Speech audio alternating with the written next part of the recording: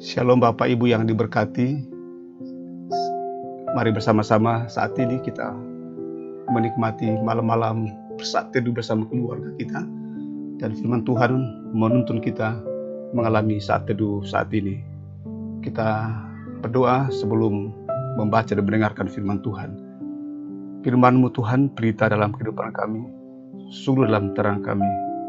Firman-Mu menjadi indah bila kami renungkan bersama keluarga.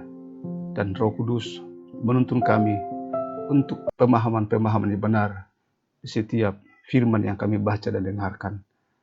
Persiapkan hati kami, jadikan hati kami tempat di mana firman diberitakan. Di dalam nama Tuhan Yesus kami berdoa. Amin. Tema kita saat ini diberi judul Tuhan sudah dekat. Diambil dari Filipi pasal 4 ayat 4-5 yang mengatakan, bersukacitalah senantiasa dalam Tuhan. Sekali lagi kukatakan, bersukacitalah. Hendaklah kebaikan hatimu diketahui semua orang. Tuhan sudah dekat. Bapak Ibu yang baik dan yang dikasihi Tuhan, kedatangan Tuhan Yesus pada akhir zaman akan dapat disikapi secara benar jika setiap orang percaya konsisten memperlakukan nilai-nilai kerajaan Allah sebagaimana yang dinyatakan dalam hidup Kristus di masa kini. Nilai masa kini bukan sekadar menunjukkan pada suatu realitas hidup yang nyata, melainkan bagian yang menentukan keseluruhan sikap kita di masa depan. Bila di masa kini kita mengabaikan nilai-nilai dan realitas kerajaan Allah, dapat dipastikan bahwa tidaklah mungkin kita dapat menerima anugerah keselamatan yang paripurna di masa mendatang. Dengan perspektif kekinian tersebut, setiap hari seharusnya dihayati oleh kita sebagai perjalanan siara iman yang ditandai oleh pertobatan dan pembaruan hidup.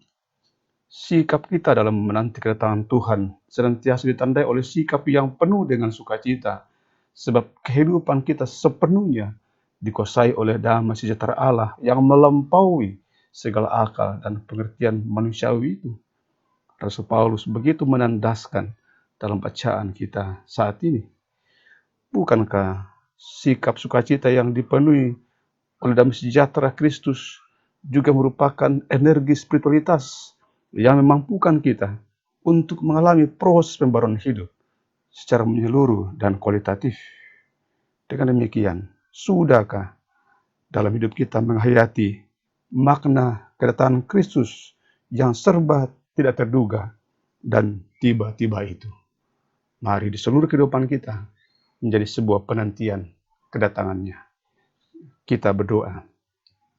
Di hadapan-Mu ya Tuhan, kami membuka hati, membuka diri, mengucap syukur untuk peringatan-peringatan dari firman Tuhan. Ternyata penantian Yesus Kristus itu adalah sebuah penantian sukacita, penantian yang menggembirakan, penantian yang benar-benar akan membuat kualitas hidup kami, membuat kami mengalami sukacita, makin dekat dengan Tuhan. Perspektif kekinian dengan sukacita, dengan pembaruan hidup sebagai sebuah syiar iman akan membuat kami menjadikan penantian ini sebagai penantian yang dilingkupi dengan sukacita. Karena itu, bila kami bekerja, bila kami melayani, bila kami berbuat sesuatu di tengah-tengah keluarga, di tengah-tengah jemaat, dimanapun, biarlah itu semua diwarnai dengan suasana sukacita.